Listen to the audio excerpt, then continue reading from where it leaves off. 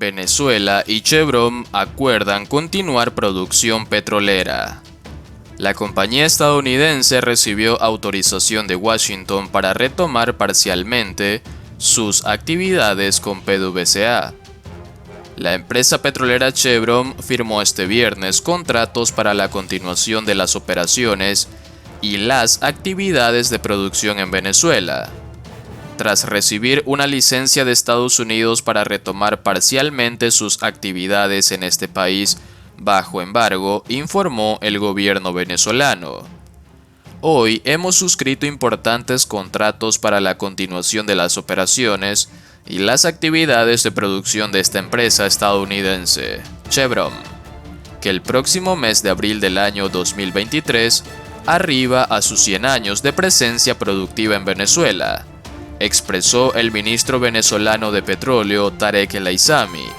Tras la firma en un acto oficial, celebramos la firma de estos contratos y nos corresponde ahora honrarlos con trabajo, agregó. Chevron recibió el 26 de noviembre una autorización del gobierno de Estados Unidos para retomar sus actividades en las empresas mixtas que tiene con Petróleos de Venezuela, PDVSA, paralizadas en 2020 en el marco de un embargo impuesto para presionar al ejecutivo de Nicolás Maduro un año antes. La licencia, válida por 6 meses, fue anunciada después de que el gobierno y oposición firmaran en México un acuerdo para gestionar la liberación de $3.000 millones de Venezuela bloqueados en el extranjero por sanciones, para destinarlos a proyectos sociales. La compañía energética tiene 4 empresas mixtas con PDVSA: Petroboscan, Petropiar, Petroindependencia y Petroindependiente, que producen en conjunto unos 50.000 barriles diarios de crudo, según estimaciones de analistas. Van a encontrar empresas productivas, empresas que han sabido resistir a los embates de estas sanciones ilegales violatorias del derecho internacional, aseguró el ministro. Estas empresas han logrado el milagro junto a la clase trabajadora petrolera de mantener sus capacidades productivas y seguir avanzando en los planes de desarrollo previstos para cada una de ellas, añadió. La licencia especifica que la estatal venezolana no recibe ingresos directamente por las ventas de la compañía estadounidense. La producción de Venezuela, que hace 2 décadas era de 3,2 millones de barriles por día, permanece estancada en unos 700.000 este año, según la Organización de Países Exportadores de Petróleo. El petróleo también pone fin al aislamiento internacional de Venezuela. La prensa en alemán dedica esta semana algunos artículos a la vuelta de Venezuela al escenario internacional y por supuesto también se ocupa de la presencia latinoamericana en Qatar. El periódico suizo Newssearcher publica un artículo referido a Venezuela, que durante 4 años había sido tratada como paria, en la conferencia sobre el clima celebrada en la localidad egipcia de Sharm el-Sheikh. El presidente venezolano se fotografió con cada presidente que se le cruzó por el camino y no escapó con suficiente rapidez. La primera aparición internacional de Nicolás Maduro fuera de América Latina fue todo un éxito para el autócrata que gobierna desde hace 9 años. Demostró que los tiempos del aislamiento han terminado. Tras las elecciones fraudulentas de 2018, el presidente estadounidense Donald Trump había aplicado duras sanciones al país más rico en petróleo del hemisferio occidental. Desde entonces está prohibido todo comercio en dólares con él. Pero desde la desaparición del petróleo ruso del mercado mundial, Occidente necesita con urgencia nuevas fuentes de crudo.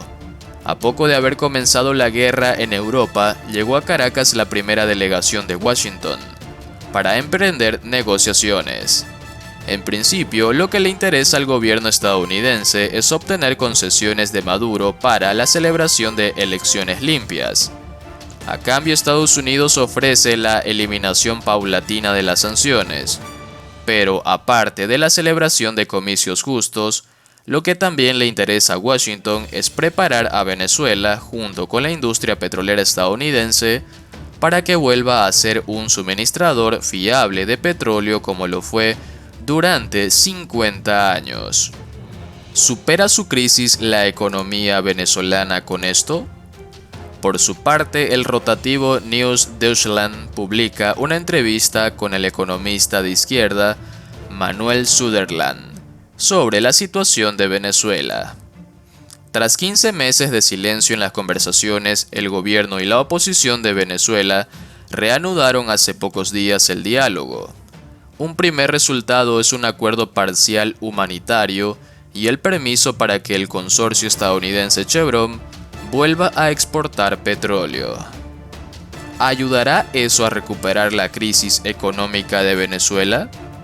Los primeros resultados son interesantes, pero distan mucho de significar la superación de la crisis. Por lo menos existe una posibilidad de enfrentar esa extrema conflictividad de ambos polos políticos, pero la atenuación de las sanciones es muy pequeña. En comparación con los años pasados, la situación ha mejorado visiblemente en cuanto al abastecimiento. ¿A qué obedece eso? En 2019 el gobierno permitió el uso de dólares como medio de pago. El control de precios y otros mecanismos aún subsisten, pero ya no se aplican.